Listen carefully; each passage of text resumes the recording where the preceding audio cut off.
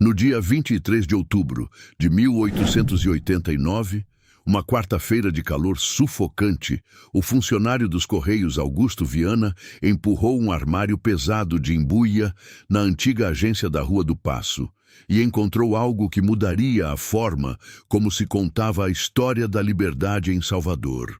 O armário estava sendo removido por ordem da nova administração, que pretendia modernizar o mobiliário antes da visita de um inspetor imperial. Augusto, um homem de 42 anos, calvo, de bigode ralo e dedos sempre manchados de tinta, trabalhava na agência havia 18 anos. Ele conhecia cada gaveta emperrada, cada assoalho que rangia, cada canto onde a poeira se acumulava mais depressa. Mas nunca havia visto o que apareceu atrás do armário. Eram cartas. 32 cartas empilhadas com cuidado, alinhadas como um pequeno bloco de papel pardo e envelopes beges, todas fechadas, seladas e endereçadas. Nenhuma possuía carimbo de envio, nenhuma chegara ao seu destino. Augusto ajoelhou-se com dificuldade, segurando uma lamparina, e começou a ler os destinatários. O presidente da província da Bahia, o redator do jornal A Liberdade, o bispo de Salvador, um comerciante estabelecido na Rua das Princesas, um conselheiro municipal cujo nome ele reconheceu imediatamente. Em quase todos os envelopes, o remetente era o mesmo, Maria das Dores Carvalho. O endereço de origem era uma casa coletiva no bairro da Saúde, número 112. Augusto ficou imóvel. Ele sabia aquele nome. Durante semanas, entre agosto e setembro daquele ano, uma mulher negra de estatura mediana, vestido escuro e lenço na cabeça, havia comparecido à agência repetidas vezes. Ela falava pouco, pesava cada envelope na balança do balcão, pagava o porte em moedas contadas e guardava o comprovante na bolsa antes de sair. Augusto lembrava-se dela porque era raro ver uma mulher sozinha enviando tantas correspondências formais. Mais raro ainda era que todas as cartas fossem endereçadas a homens influentes. Ele se recordava de ter pensado certa vez que aquela mulher estava arranjando problemas para si mesma. Mas por que as cartas estavam ali, escondidas atrás de um armário que, segundo os registros internos, não era movido desde 1886? A agência da Rua do Paço funcionava em um sobrado estreito, com paredes de pedra e cal, piso de tábuas largas e um cheiro permanente de papel velho, graxa de sapato e suor. O atendimento ao público ocupava o térreo. No andar superior ficavam a sala de triagem e o gabinete do chefe da agência, um homem chamado Afrânio Barbosa, branco, de 57 anos, que usava polainas mesmo nos dias mais quentes e se referia aos funcionários como meus rapazes. Augusto nunca gostara dele. Havia algo no modo como Afrânio inclinava a cabeça ao falar, como se estivesse sempre prestes a segredar algo inconveniente que lhe causava desconfiança. Mas a desconfiança, Augusto aprendera com os anos, era um sentimento que um funcionário público de baixo escalão não podia se dar ao luxo de expressar. Quando Augusto comunicou a descoberta ao chefe, Afrânio Barbosa baixou os óculos até a ponta do nariz, examinou os envelopes por cima das lentes e disse, com a voz mais serena do que a ocasião exigia: "Deixe-as comigo, deve ser engano. Coisa antiga." Augusto argumentou que os selos eram do ano corrente, que as datas nos envelopes indicavam maio, junho e julho de 1888 e que algumas cartas continham carimbos de recebimento da própria agência, o que significava que haviam sido aceitas, pesadas e pagas. Afrânio repetiu: "Deixe-as comigo." Mas Augusto não deixou. Em vez disso, guardou as cartas dentro do casaco e, ao fim do expediente, levou-as para casa. Durante a noite, sentado à mesa da cozinha, enquanto a mulher e as 2 filhas dormiam, Augusto abriu o primeiro envelope. Dentro dele havia uma carta de 3 páginas, manuscrita em letra miúda e regular, acompanhada de uma cópia à tinta azul de um documento assinado por 4 pessoas.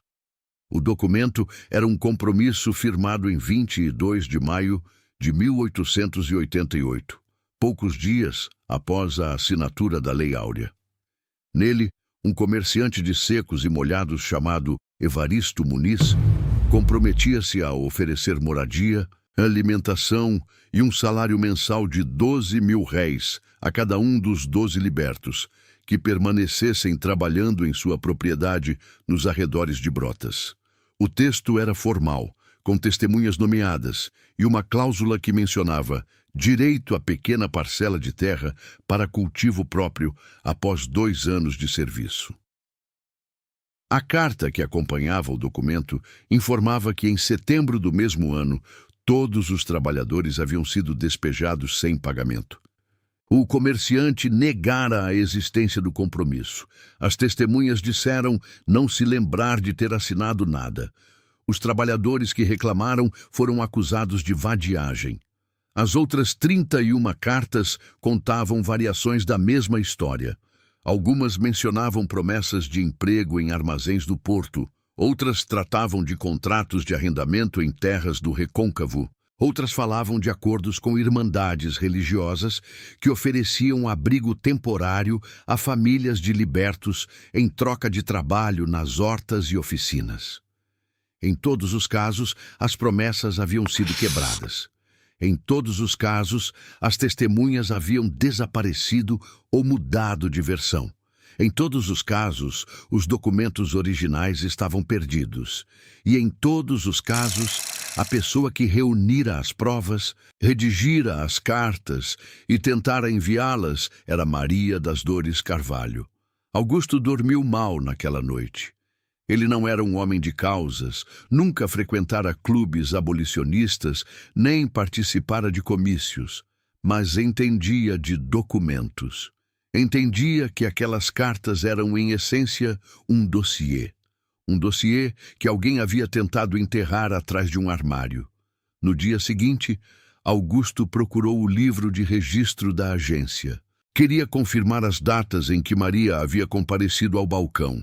O livro era um volume encadernado em couro verde, com páginas numeradas e colunas para a data, nome do remetente, destino, valor do porte e assinatura do funcionário que recebera a correspondência.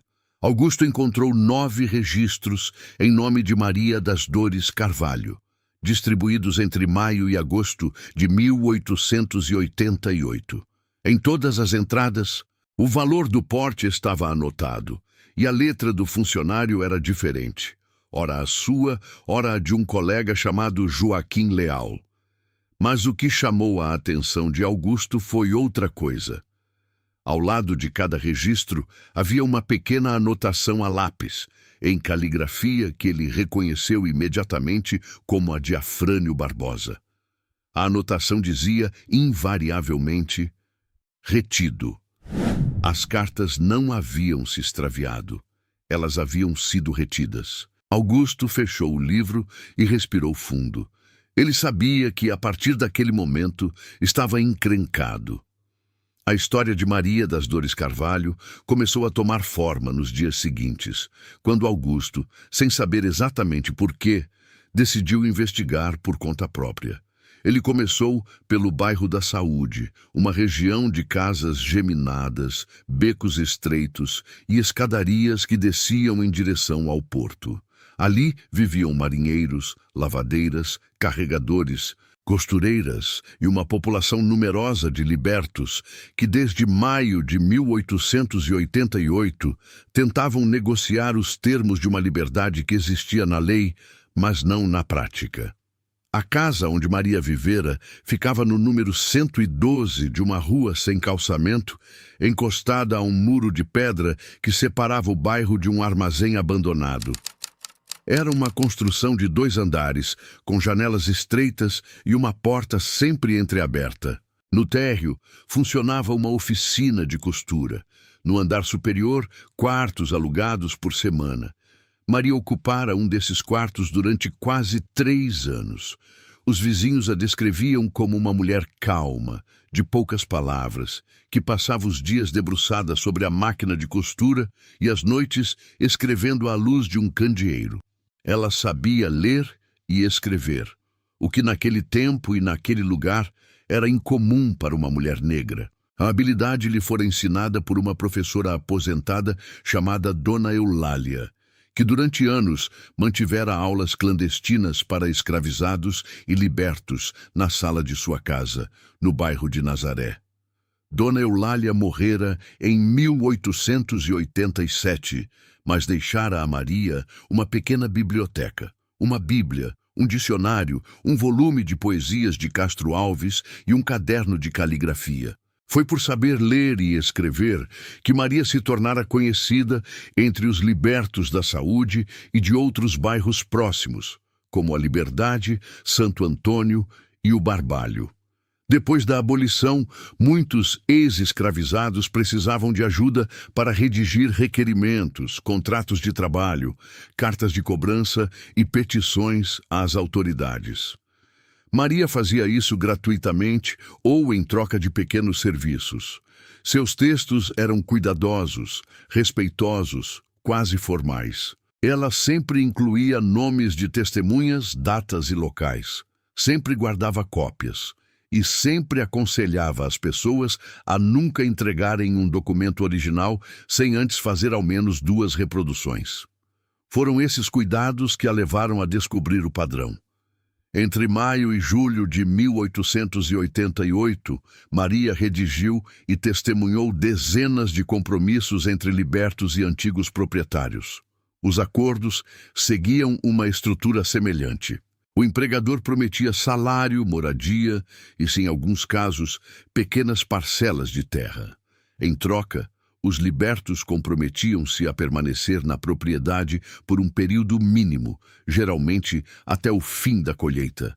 Para muitos, parecia uma oportunidade razoável. A liberdade era recente, o desemprego era alto e as alternativas eram escassas.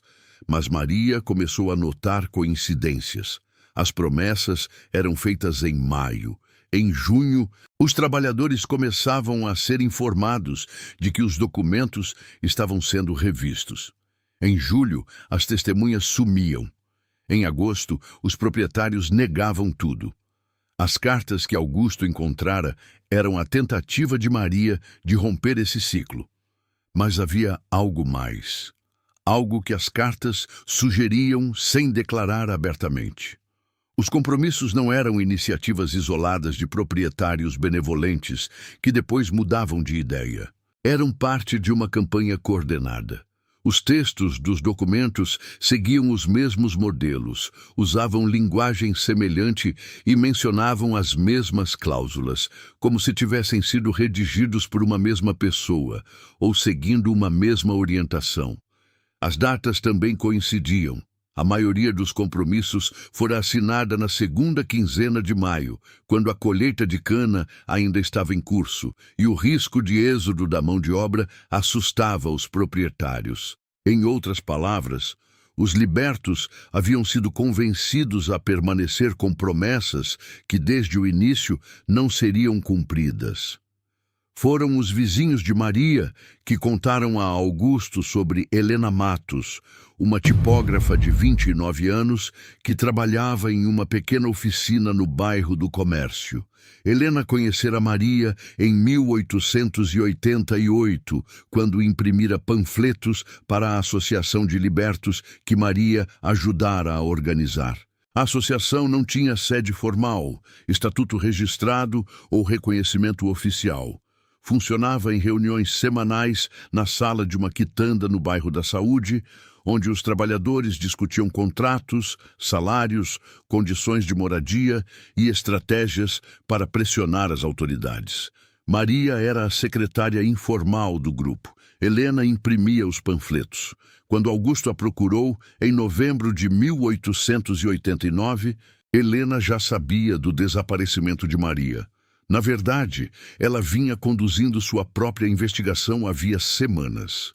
Helena era uma mulher magra, de cabelo escuro preso em coque, mãos com calos de tinta e uma expressão que oscilava entre a serenidade e a tensão. Ela falava baixo, pesava as palavras e raramente sorria. Augusto a encontrou na oficina tipográfica. entre prensas, tipos móveis e pilhas de papel, e contou-lhe sobre as cartas. Helena ouviu em silêncio, sem interrompê-lo. Quando Augusto terminou, ela foi até uma gaveta, tirou uma caixa de costura forrada de tecido e a abriu sobre a mesa. Dentro da caixa havia uma lista manuscrita com 54 nomes. A lista, explicou Helena, havia sido encontrada dentro do forro da caixa de costura de Maria, que uma vizinha guardara após o desaparecimento. Os nomes estavam organizados em colunas. Nome do trabalhador, local de trabalho, valor prometido, data do acordo e data da quebra da promessa. Ao lado de 27 nomes, Maria escrevera a mesma observação: promessa anulada após o serviço. A lista incluía assinaturas de testemunhas e, em alguns casos, as iniciais de homens influentes de Salvador.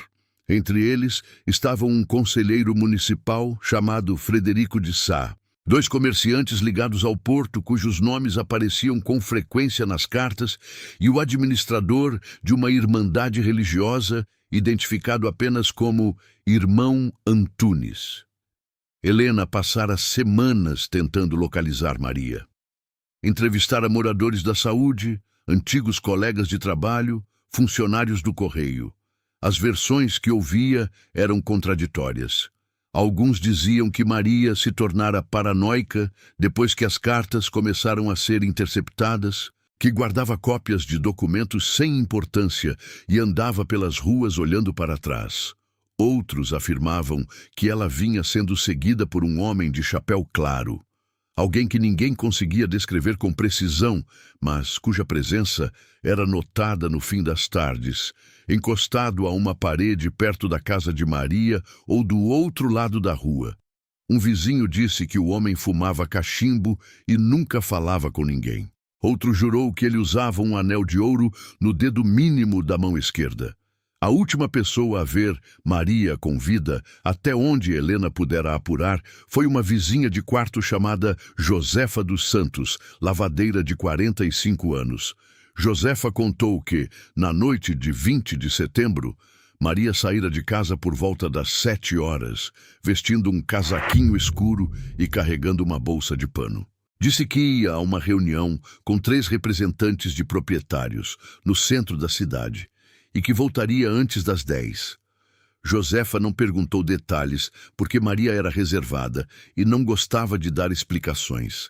Mas notou que antes de sair, Maria escrevera algo em um caderno e arrancara a página que guardou dentro da bolsa. Maria não voltou. Na manhã seguinte, Josefa estranhou a ausência, mas não se alarmou de imediato. Maria às vezes passava a noite na casa de conhecidos quando as reuniões se estendiam. Mas no segundo dia, quando a cama continuou arrumada e a máquina de costura permaneceu coberta, Josefa procurou Helena. No terceiro dia, foram juntas à polícia. Nenhum registro oficial de queixa foi lavrado. Os dias que se seguiram ao desaparecimento de Maria foram marcados por um silêncio denso e estranho. Helena visitou a agência dos Correios da Rua do Paço pelo menos 3 vezes, sempre recebida por Afrânio Barbosa, que a tratava com uma cortesia fria e repetia que não havia registro de nenhuma correspondência extraviada, que Maria era apenas mais uma cliente entre centenas e que a agência não se responsabilizava por cartas depois que saíam do balcão. Helena pediu para ver o livro de registro. Afrânio disse que o livro estava em processo de atualização e não podia ser consultado naquele momento. Na terceira visita, o livro havia simplesmente sumido. Enquanto isso, os trabalhadores que haviam confiado em Maria começavam a perder a esperança. Um a um, os que vinham tentando cobrar as promessas desistiram. Alguns deixaram Salvador, rumo ao interior ou a outras províncias. Outros aceitaram trabalhos precários. Alguns simplesmente pararam de falar no assunto. Helena notou que o medo se espalhava como um odor. Ninguém mencionava diretamente, mas todos mudavam de calçada quando ela se aproximava.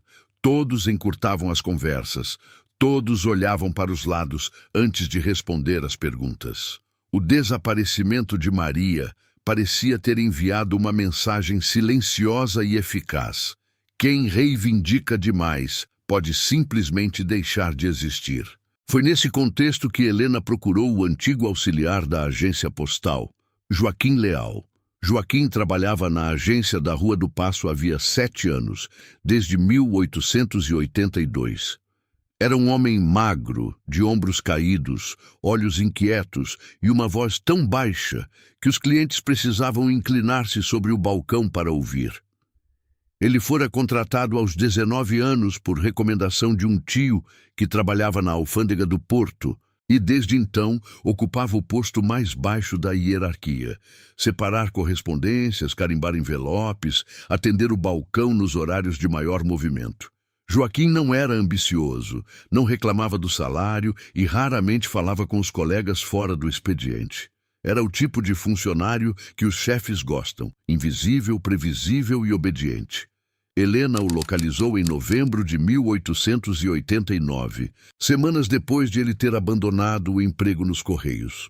Joaquim estava morando em um quarto alugado, nos fundos de uma padaria na Baixa dos Sapateiros, sobrevivendo de pequenos serviços de escrita e da ajuda de uma irmã casada que vivia em Cachoeira. Quando Helena bateu à porta, ele demorou a abrir. Quando finalmente apareceu, estava com a camisa desabotoada até o meio do peito, os cabelos em desalinho e os olhos vermelhos de quem não dormia havia dias.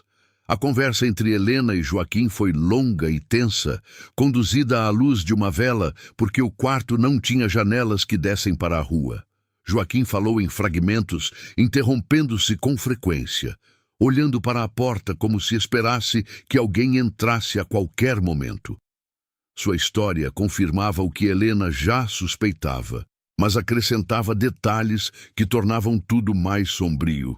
Segundo Joaquim, as cartas de Maria das Dores Carvalho começaram a chamar a atenção de Afrânio Barbosa já na terceira visita da costureira à agência, em fins de maio de 1888. Naquela ocasião, Maria entregara 6 envelopes, todos endereçados a autoridades e comerciantes. Afrânio, que normalmente passava o dia no gabinete do andar superior, descera ao térreo pouco depois da saída de Maria e perguntara a Joaquim quem era aquela mulher. Joaquim respondera que não sabia, apenas que ela enviava cartas com frequência. Afrânio pegara os envelopes, examinara os destinatários e dissera algo que Joaquim nunca esquecera. Essa mulher está escrevendo para gente importante demais. Isso é perigoso. Nos dias seguintes, Afrânio dera uma ordem que Joaquim considerou estranha na época, mas que não questionara. Sempre que Maria das Dores Carvalho aparecesse no balcão, as cartas deveriam ser entregues diretamente a ele, antes de serem carimbadas e despachadas. Joaquim obedeceu. Nas 9 visitas seguintes de Maria, as cartas foram parar na mesa de Afrânio Barbosa. Joaquim não sabia, a princípio, o que o chefe fazia com elas. Supunha que fossem revisadas e depois encaminhadas, talvez com alguma nota ou advertência. Mas uma noite, ao voltar à agência para buscar um guarda-chuva que esquecera, Joaquim viu Afrânio no gabinete, à luz de um candeeiro, lendo uma das cartas de Maria. Sobre a mesa havia um maço de envelopes abertos, e ao lado deles um caderno de anotações. Afrânio não percebeu a presença de Joaquim, que recuou pelas escadas sem fazer barulho. Na manhã seguinte, as cartas não estavam mais na mesa. Joaquim perguntou discretamente ao colega Augusto se alguma correspondência daquela remetente havia sido despachada. Augusto respondera que não se lembrava. O livro de registro, porém, continuava sendo preenchido normalmente, com entradas que indicavam porte pago e envio realizado. A farsa durou meses. Maria continuava visitando a agência, pagando o porte, recebendo comprovantes. Nenhuma de suas cartas chegava ao destino. Joaquim descobriu o paradeiro dos envelopes por acaso, quando foi buscar um pacote de formulários guardado atrás do armário de embuia, na sala de triagem. O compartimento atrás do móvel era uma espécie de vão entre o armário e a parede, criado por uma reforma mal feita anos antes. Ali, empilhadas com cuidado, estavam as cartas. Joaquim não as destruiu. Algo dentro dele, medo, culpa, um impulso de precaução que ele mesmo não compreendia totalmente, o fez deixá-las onde estavam. Durante os meses seguintes, sempre que Maria aparecia e Afrânio interceptava as cartas, Joaquim as recolhia da mesa do chefe quando este se ausentava e as escondia no mesmo lugar. Helena perguntou por que Afrânio fazia aquilo. Joaquim hesitou. Depois de um longo silêncio, contou que, em setembro de 1888, ouvira uma conversa entre Afrânio e um homem que visitara a agência fora do horário de atendimento. O homem era alto, usava chapéu claro e tinha um anel de ouro no dedo mínimo. Joaquim não vira o rosto dele com nitidez, mas ouvira trechos da conversa. O homem mencionara um grupo de comerciantes do porto que estavam preocupados com certas cartas que estavam sendo enviadas a jornais e autoridades. Disse que era preciso manter a situação sob controle, que certos documentos não podiam circular e que os serviços do chefe dos Correios estavam sendo bem pagos. Afrânio respondera que as cartas estavam sendo retidas e que a remetente não suspeitava de nada. Joaquim guardou essa informação como quem engole uma pedra. Nos meses seguintes, passou a observar Afrânio com mais atenção. Percebeu que o chefe recebia visitas regulares, sempre no fim da tarde, sempre depois que os outros funcionários iam embora. Eram homens diferentes, mas sempre bem vestidos, sempre apressados, sempre carregando pastas ou envelopes que não passavam pelo balcão de atendimento. Joaquim anotou os nomes que conseguiu identificar, mas não fez nada com eles. Ele tinha medo. Medo de perder o emprego, medo de ser acusado de alguma coisa, medo de acordar um dia e descobrir que seu nome constava em algum inquérito como suspeito. O medo o paralisou até outubro de 1889, quando soube que Augusto havia encontrado as cartas. Naquele momento, Joaquim entendeu que o segredo não poderia mais ficar escondido. Mas em vez de procurar Augusto e Helena, ele fez o que o medo lhe ditava. Pediu demissão, alegando motivos de saúde, e desapareceu. Helena ouviu tudo sem interromper. Quando Joaquim terminou, ela fez apenas 2 perguntas. A primeira: "O senhor tem anotados os nomes desses homens?" Joaquim hesitou novamente, foi até uma gaveta, remexeu em papéis velhos e tirou uma folha dobrada em 4 partes. Nela estavam escritos em letra trêmula 8 nomes, todos homens influentes de Salvador. Comerciantes, proprietários de terras, um funcionário da Câmara Municipal.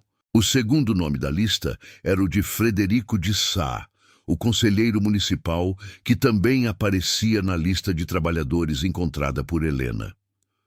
O quinto nome era o de um comerciante do porto chamado Aloísio Tavares, dono de 2 armazéns e de uma frota de saveiros que transportavam mercadorias entre Salvador e o Recôncavo. A segunda pergunta de Helena foi: "O senhor sabe o que aconteceu com ela?" Joaquim baixou a cabeça, disse que não sabia, mas que tinha ouvido rumores. Um rumor em particular o perturbava.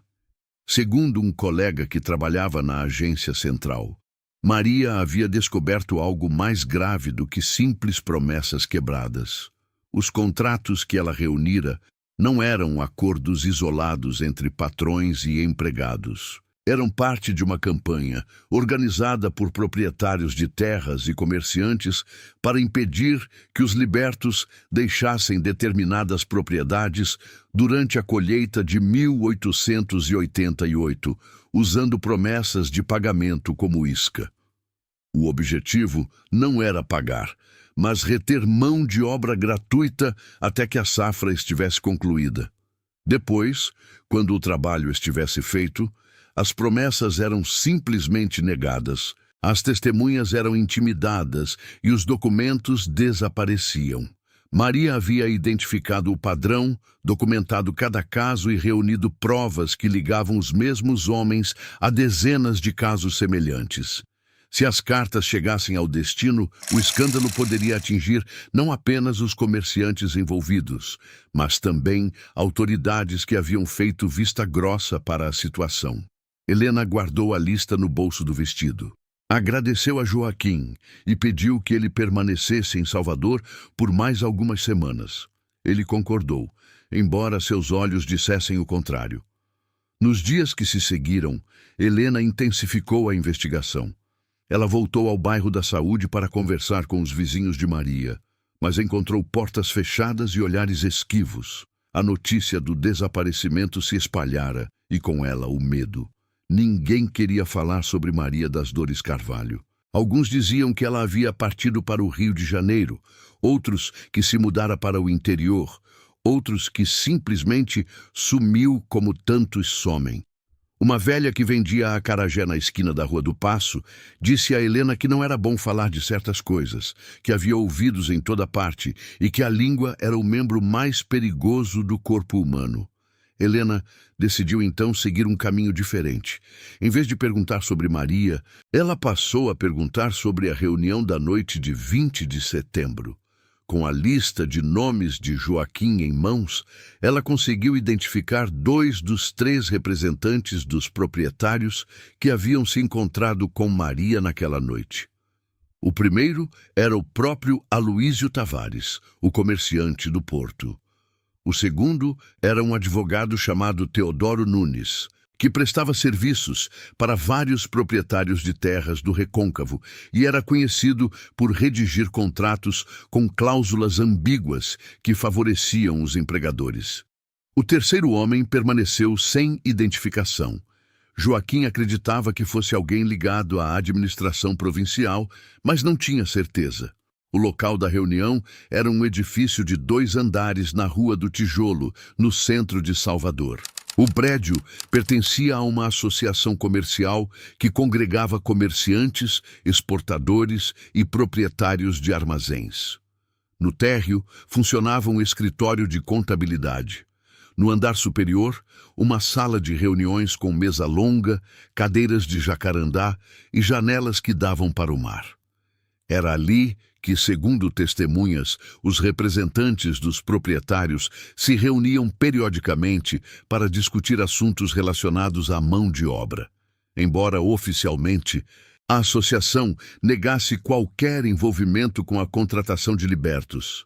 Helena conseguiu acesso ao prédio através de um conhecido que trabalhava como servente na associação, um homem chamado Benedito dos Anjos, que varria as salas e servia café aos visitantes.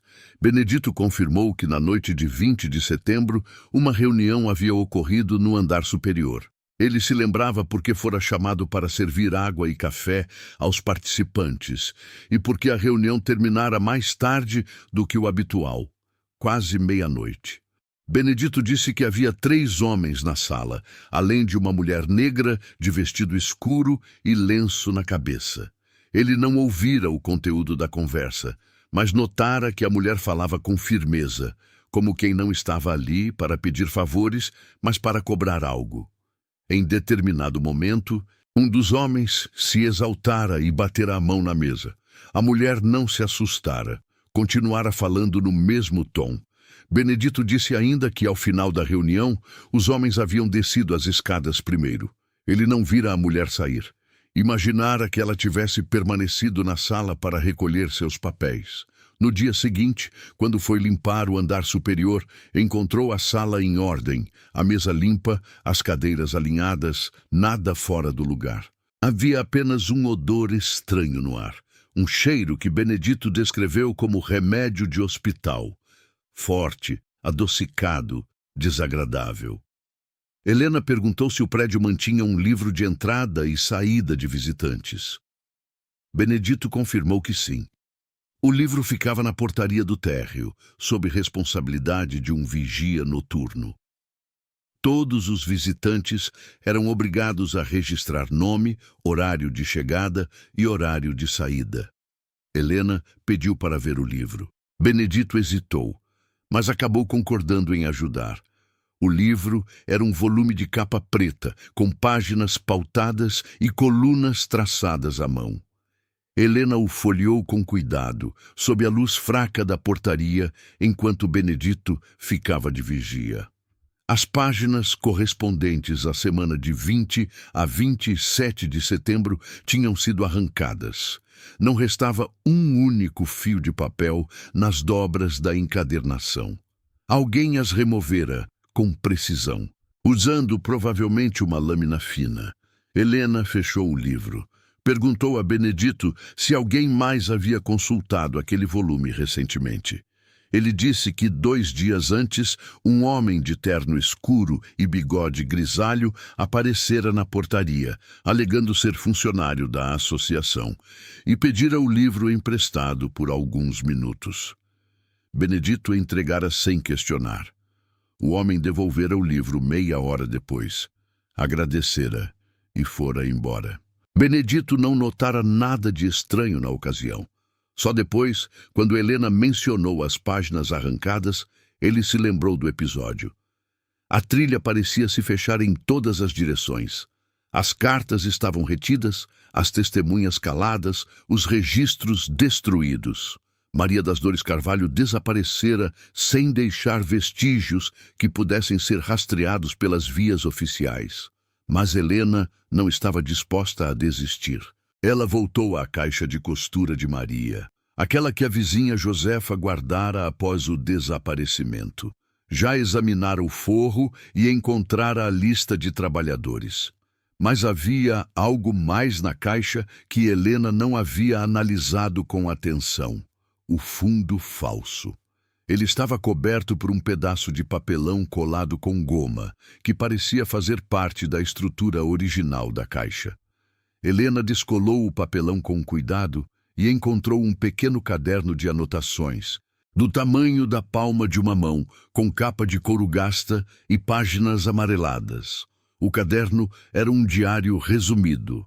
Nele, Maria registrara com datas e iniciais os contatos que mantivera com proprietários, testemunhas e autoridades. As anotações eram curtas, quase telegráficas, mas revelavam uma cronologia precisa da investigação que Maria conduzira por conta própria. A primeira entrada era de 4 de maio de 1888.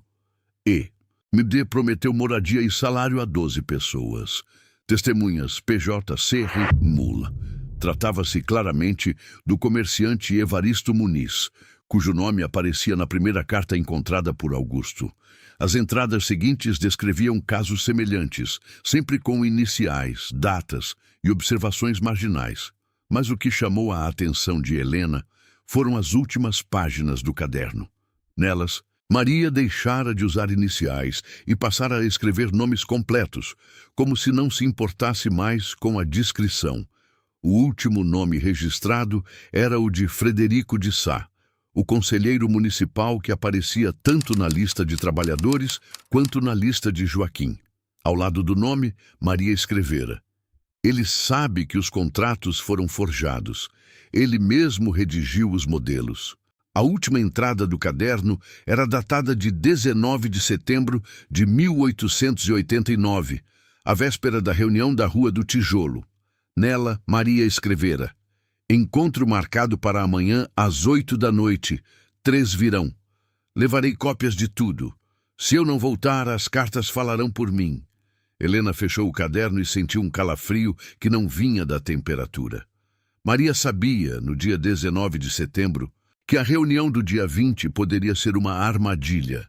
Mesmo assim, foi, e levou cópias de documentos que, até onde Helena sabia, não haviam sido encontradas em lugar nenhum. A pergunta que permanecia era: onde estavam essas cópias? Helena passou as 2 semanas seguintes tentando reconstruir o trajeto de Maria na noite de 20 de setembro. Entrevistou o vigia noturno da Rua do Tijolo, um homem idoso chamado Firmino, que confirmou ter visto Maria chegar ao prédio por volta das 8 da noite. Ela trajava um casaquinho escuro e carregava uma bolsa de pano. Firmino registrara seu nome no livro de entrada, mas não se lembrava de tê-la visto sair. Disse que por volta das 11h30, os 3 homens desceram as escadas e passaram pela portaria. Um deles, o mais alto, disse a Firmino que a mulher já havia saído pela porta dos fundos. Firmino achou estranho, porque a porta dos fundos dava para um beco sem iluminação que era usado apenas para a retirada de lixo. Mas ele não questionou. Os homens eram figuras importantes e Firmino era apenas um vigia. A porta dos fundos do prédio da Rua do Tijolo ficava a poucos metros de uma escadaria que descia em direção ao porto. À noite, a área era deserta, mal iluminada por lampiões de óleo que raramente funcionavam. Helena percorreu a escadaria várias vezes, examinando cada degrau, cada canto, cada muro. Não encontrou nada, mas soube por um morador da região que na noite de 20 de setembro um carroceiro havia estacionado sua carroça perto da escadaria e visto 2 homens carregando um volume pesado envolto em um lençol que colocaram na traseira de uma charrete. O carroceiro não dera importância ao fato na ocasião.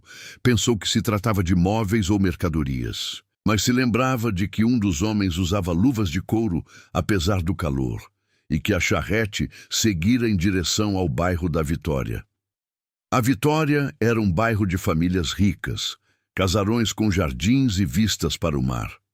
Nenhum dos homens investigados por Helena morava oficialmente ali, mas 2 deles, Aloísio Tavares e o conselheiro Frederico de Sá, mantinham casas na região onde realizavam reuniões e recebiam convidados. Helena tentou descobrir se alguma dessas casas recebera visitantes na noite de 20 de setembro, mas esbarrou na descrição dos empregados que se recusavam a falar com estranhos. O impasse parecia definitivo. Helena tinha cartas, tinha testemunhos, tinha um diário, tinha uma lista de trabalhadores, tinha o relato de Joaquim Leal e o nome de homens poderosos. Mas não tinha o corpo de Maria, nem provas suficientes para acusar ninguém pelo desaparecimento. A investigação, conduzida informalmente e sem apoio oficial, atingira seu limite. Foi então que Helena decidiu mudar de estratégia. Se não podia provar o crime, podia expor o esquema. Ela procurou Augusto Viana e pediu as cartas. Augusto, que desde o início da investigação vivia atormentado pela culpa de ter participado, ainda que involuntariamente, da retenção da correspondência, entregou-lhe os 32 envelopes sem hesitar. Helena passou 3 dias copiando cada carta, cada documento anexo, cada referência. Depois, com a ajuda de 2 colegas da oficina tipográfica, começou a compor uma edição especial de um pequeno jornal que a Associação de Libertos tentava publicar esporadicamente. O jornal chamava-se A Voz do Cativeiro Findo, um nome que soava otimista demais para o conteúdo que teria naquela edição. Na primeira semana de novembro de 1889, Helena imprimiu 500 exemplares do jornal. A edição reproduzia trechos das cartas, mencionava os nomes dos destinatários e descrevia, em linguagem sóbria e factual, o esquema dos falsos compromissos. O texto não acusava ninguém diretamente pelo desaparecimento de Maria. Helena sabia que uma acusação sem provas materiais seria desmentida e desacreditada em horas. Em vez disso, o jornal fazia perguntas. Perguntava por que 32 cartas seladas e pagas haviam sido escondidas atrás de um armário nos Correios. Perguntava por que os registros de envio haviam sido adulterados. Perguntava por que as testemunhas dos compromissos estavam desaparecendo ou mudando de versão. Perguntava por que Maria das Dores Carvalho, uma costureira que não devia nada a ninguém, saíra de casa na noite de 20 de setembro e nunca mais fora vista. A distribuição começou nos bairros da Saúde, Liberdade e Santo Antônio. Os exemplares eram entregues de mão em mão nas quitandas, nas barbearias, nas portas das igrejas, nos pontos de bonde. Em menos de 24 horas, a edição estava esgotada. Helena imprimiu mais 300 exemplares, que também desapareceram rapidamente. A reação não tardou. Na manhã do dia seguinte, 2 funcionários da administração provincial apareceram na oficina tipográfica onde Helena trabalhava. Alegaram que o jornal não possuía autorização para circular e que seu conteúdo era subversivo e contrário à ordem pública. Os exemplares remanescentes foram apreendidos. A prensa foi lacrada. O dono da oficina, um português chamado Manuel Ribeiro, foi multado e ameaçado de prisão. Helena foi intimada a comparecer à delegacia no prazo de 48 horas, mas a semente já havia sido plantada. Nos dias seguintes, o conteúdo do jornal foi lido em voz alta em reuniões, copiado à mão e espalhado por outros bairros. Alguém afixou uma cópia na porta da Câmara Municipal. Outro colou trechos nos muros da Rua do Paço, em frente à agência dos Correios. O nome de Maria das Dores Carvalho, que até então circulava apenas entre os libertos do bairro da Saúde, passou a ser conhecido em toda a cidade. A pressão pública forçou uma reação das autoridades. O presidente da província, que até então ignorara o caso, determinou a abertura de um inquérito para apurar as denúncias. O chefe dos Correios, Afrânio Barbosa, foi afastado temporariamente de suas funções. Os comerciantes citados nas cartas foram convocados a depor. Frederico de Sá, o conselheiro municipal, divulgou uma nota nos jornais afirmando que as acusações eram caluniosas e desprovidas de fundamento, e que jamais assinara compromissos com libertos. Mas o inquérito, como Helena já previa, não avançou. As testemunhas convocadas apresentaram versões contraditórias. Alguns trabalhadores confirmaram a existência dos compromissos, mas não souberam apresentar os documentos originais. Outros disseram que haviam sido pagos, embora não pudessem provar. Os comerciantes depuseram com serenidade, assessorados por advogados, e sustentaram que os compromissos nunca tiveram valor legal. Eram apenas gestos de boa vontade, cartas de intenção, acordos de cavalheiros que infelizmente não puderam ser cumpridos devido às dificuldades econômicas do período. Nenhum pagamento coletivo foi realizado. Nenhum trabalhador recebeu indenização. Nenhuma propriedade foi transferida. O desaparecimento de Maria das Dores Carvalho foi tratado como um caso à parte. O delegado responsável pelo inquérito, um homem chamado Anselmo Pires, declarou que não havia provas de crime e que Maria provavelmente deixara a cidade por vontade própria, como tantos fazem, sem comunicar às autoridades. O caso foi arquivado em dezembro de 1889. Helena não aceitou o arquivamento. Nos meses seguintes, ela continuou procurando, entrevistando, anotando, mas a cidade mudara. A proclamação da República, em 15 de novembro de 1889, trouxera novas prioridades, novas autoridades, novos esquecimentos. Os jornais deixaram de noticiar o caso. As pessoas pararam de perguntar.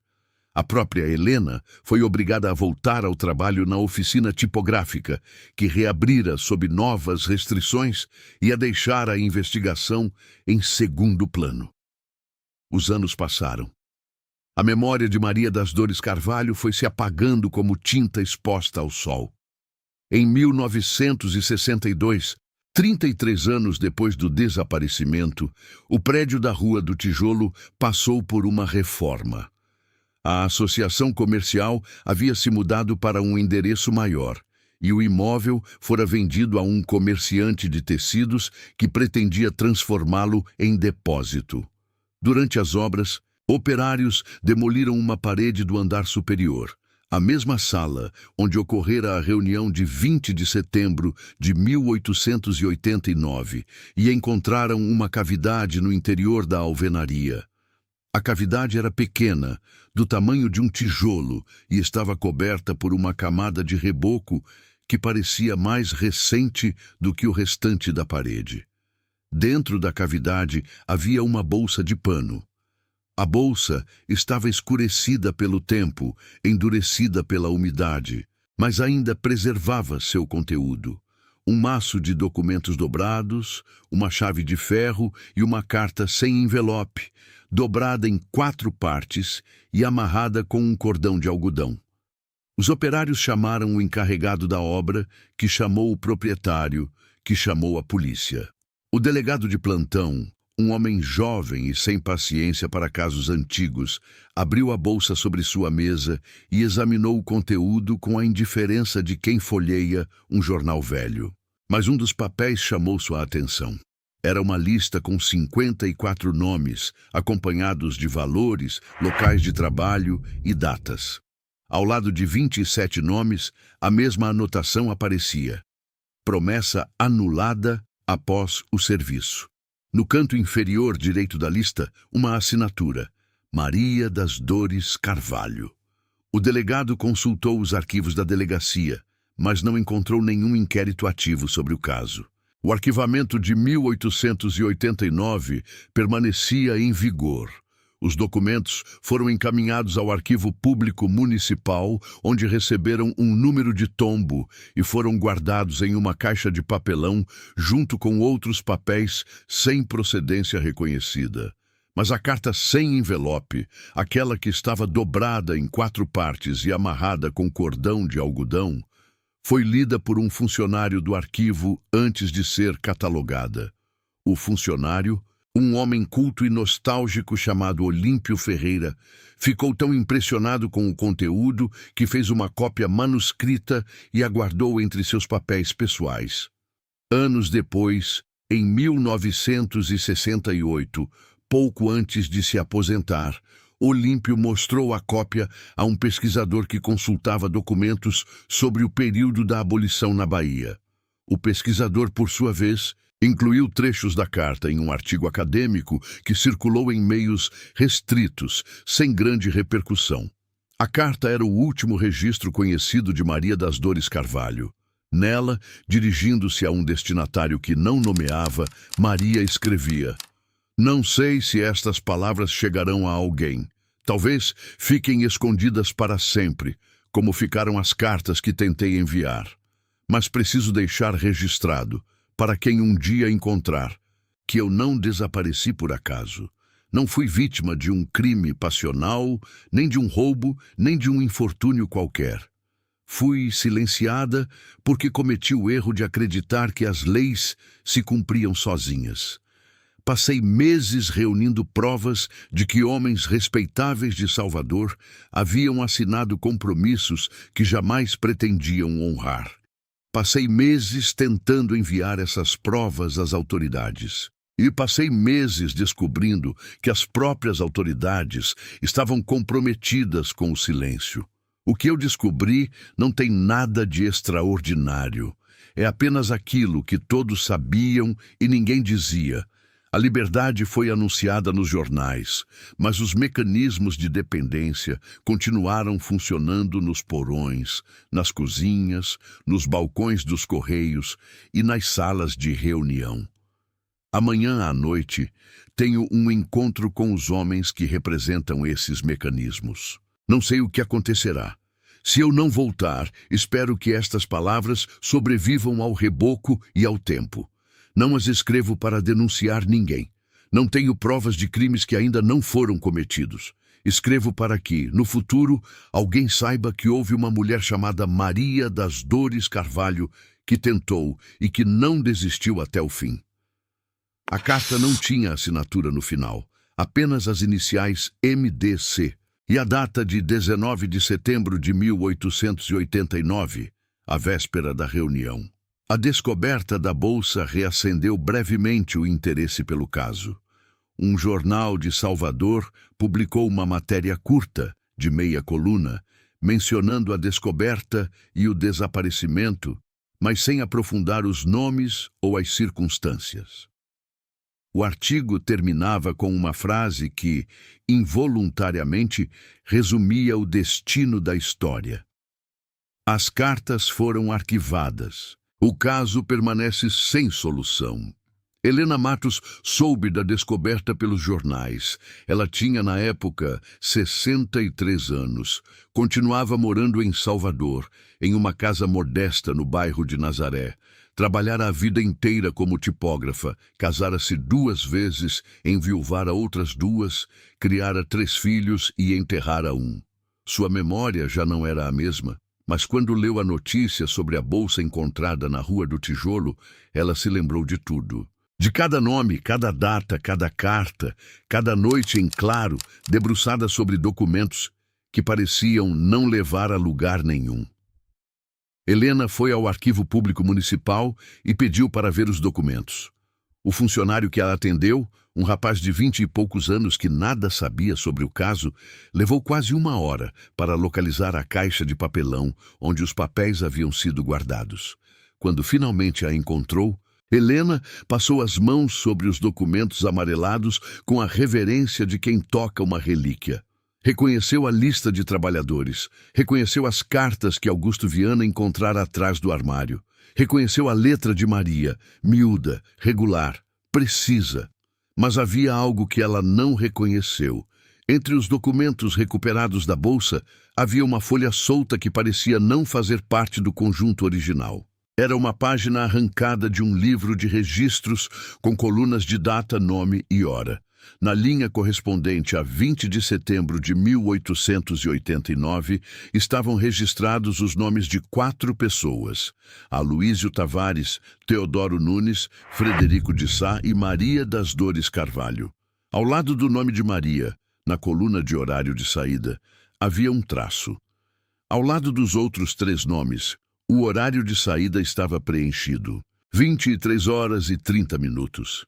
E no canto inferior da página, uma anotação a lápis, com a mesma letra miúda e regular que Helena conhecia tão bem. Quando vierem buscar os papéis, saberão que eu já sabia. Helena fechou os olhos. Ela entendeu naquele momento o que Maria quisera dizer com aquelas palavras que estavam na última página da lista de trabalhadores e que agora se repetiam na folha arrancada do livro de registros. Não era uma profecia nem um aviso, era um atestado. Maria sabia que seus passos estavam sendo vigiados, que seus documentos estavam sendo interceptados, que seu nome constava em listas que ela não podia ver. Mas continuara mesmo assim. Continuara anotando, documentando, escrevendo. Continuara porque acreditava que a verdade, se não pudesse ser dita no momento certo, poderia ao menos ser preservada para o momento em que alguém estivesse disposto a ouvi-la. Helena morreu em 1971, aos 65 anos, sem ter conseguido reabrir o caso. As cartas de Maria das Dores Carvalho permaneceram arquivadas no Arquivo Público Municipal de Salvador, na mesma caixa de papelão onde haviam sido depositadas em 1962. Em 1968, todos os documentos daquele período passaram por um processo de microfilmagem. O técnico responsável pelo serviço, um funcionário terceirizado cujo nome não consta dos registros, danificou acidentalmente 3 das 32 cartas originais. As cópias em microfilme, porém, sobreviveram. Augusto Viana, o funcionário dos Correios que encontrara as cartas atrás do armário, deixou a agência da Rua do Paço em 1891, 2 anos depois da descoberta. Mudou-se com a família para o Rio de Janeiro, onde trabalhou como escriturário em uma firma de exportação até se aposentar. Morreu em 1923, aos 76 anos, sem jamais ter falado publicamente sobre o caso. Mas seu filho mais velho, um professor de história que herdara os papéis do pai, contou certa vez a um colega que Augusto guardara até o fim da vida uma carta de Maria das Dores Carvalho. Não uma das 32 endereçadas às autoridades, mas uma carta pessoal, dirigida a ele, que Maria deixara cair no chão da agência em uma de suas visitas. A carta dizia apenas: "Obrigada por me ouvir quando ninguém mais ouvia." O filho de Augusto nunca soube ao certo o que o pai fizera, além de entregar as cartas a Helena Matos. Mas suspeitava que Augusto vivera o resto da vida com a culpa de não ter feito mais. Afrânio Barbosa, o chefe dos Correios que interceptara as cartas, foi reintegrado ao cargo em 1890, após a poeira do escândalo baixar. Permaneceu na agência da Rua do Paço até 1911, quando se aposentou com honras e uma pensão modesta. Morreu de causas naturais em 1925. Seu obituário no jornal A Tarde mencionava sua dedicação ao serviço público e sua conduta ilibada. As cartas de Maria das Dores Carvalho não foram mencionadas. Frederico de Sá, o conselheiro municipal cujo nome aparecia em várias das listas e documentos, continuou na política. Foi vereador por mais 2 mandatos e, posteriormente, ocupou um cargo de confiança no governo estadual. Morreu em 1931, aos 78 anos, cercado pela família e por colegas que o descreviam como um homem de bem, um patriota, um construtor da nação. Seu nome aparece em uma placa de bronze na entrada de uma escola municipal em Salvador, inaugurada em 1954. Aloísio Tavares, o comerciante do porto, prosperou. Seus armazéns se expandiram. Sua frota de saveiros cresceu e, na década de 1920, ele já era um dos homens mais ricos da Bahia. Morreu em 1943, durante uma viagem a Lisboa. Deixou uma fortuna considerável e uma fundação beneficente que levava seu nome. Joaquim Leal, o auxiliar dos Correios que guardara as cartas em vez de destruí-las, desapareceu da narrativa logo depois de entregar a lista de nomes a Helena Matos. Ela tentou localizá-lo algumas semanas depois, mas o quarto nos fundos da padaria na Baixa dos Sapateiros estava vazio. A irmã, que morava em Cachoeira, disse que ele partira para o sul do país, talvez para São Paulo, talvez para o Paraná. Nunca mais deu notícias. E Maria das Dores Carvalho, a costureira que sabia ler e escrever, que redigia contratos para libertos, que reuniu 32 cartas que nunca chegaram ao destino, que saiu de casa na noite de 20 de setembro de 1889 e nunca mais voltou, permaneceu desaparecida. Seu nome não consta nos registros de óbito da cidade de Salvador. Não consta nos registros de hospitais da Bahia, do Rio de Janeiro ou de Pernambuco, os 3 destinos mais prováveis para onde alguém poderia ter sido levado naquela época. Não consta nos registros de embarcações que partiram do porto de Salvador nos meses seguintes ao seu desaparecimento. Não consta nos registros de cemitérios públicos, nem nos registros de sepultamentos das irmandades religiosas, nem nos arquivos da Santa Casa de Misericórdia. Ela simplesmente deixou de existir nos papéis. O que permaneceu foram suas cartas, suas listas, seu diário e a última carta sem destinatário, aquela que os operários encontraram dentro da parede falsa da Rua do Tijolo. Nela, Maria escrevera que temia desaparecer, não por possuir segredos extraordinários, mas porque conseguira provar algo que muitos preferiam negar. A liberdade havia sido anunciada publicamente, enquanto os antigos mecanismos de dependência continuavam sendo preservados em silêncio, nos porões, nas cozinhas, nos balcões dos correios e nas salas de reunião. O detalhe mais inquietante da história, aquele que nenhum jornal publicou e nenhum inquérito investigou, permaneceu na última página da lista de trabalhadores que Helena Matos encontrara dentro do forro da caixa de costura. Abaixo dos 54 nomes, abaixo dos valores, dos locais de trabalho e das datas de pagamento, havia uma linha vazia. Ao lado dela, Maria escrevera, com a mesma letra miúda e regular, a data de setembro de 1889. e abaixo da data, a observação que resumia seu destino. Quando vierem buscar os papéis, saberão que eu já sabia. O que Maria sabia exatamente, ninguém pode afirmar com certeza. Mas os documentos sugerem que não era apenas a existência do esquema de falsos compromissos. Ela sabia quem estava por trás dele, como funcionava a rede de interceptação de correspondências e, sobretudo, sabia que sua investigação a colocara em uma posição da qual não haveria retorno.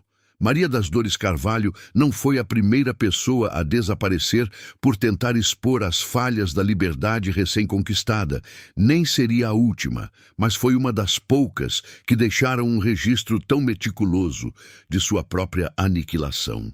As cartas continuam arquivadas. O caso continua sem solução. E o nome de Maria das Dores Carvalho permanece, como uma linha vazia na página, aguardando alguém que o escreva por inteiro.